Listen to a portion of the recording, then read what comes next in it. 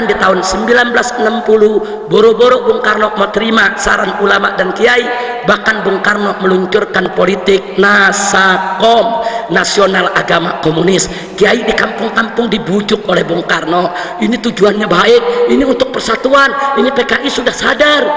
Saudara, ya, sebagian ada yang terbujuk dan terayu, sebagian lagi tidak, saudara. Di tahun yang sama, Partai Masyumi, itu singkatan dari Majelis Syuro Muslimin Indonesia, menolak politik Nasakom.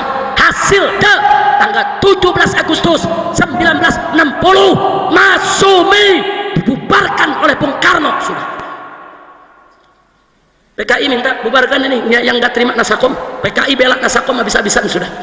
Makanya tadi saya katakan PKI berhasil menggunakan politik ngejilat Bung Karno habis-habisan, saudara. Masyumi dibubarkan. Bahkan di tahun 1962 dua orang tokoh PKI diangkat oleh Bung Karno sebagai Menteri Besar Penasehat Presiden, yaitu DN Aidit dan Nyoto, saudara. Akhirnya tahun 1963 di dalam rapat kabinet, dua menteri PKI mendesak Bung Karno untuk mengganyang Malaysia, untuk perang lawan Malaysia, saudara.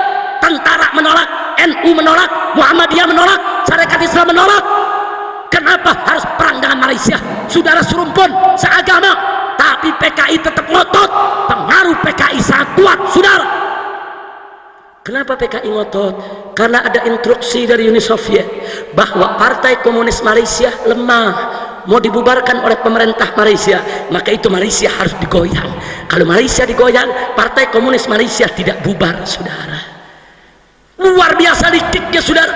Enggak sampai di situ, sengaja dijorokin Bung Karno untuk perang dengan Malaysia karena mereka punya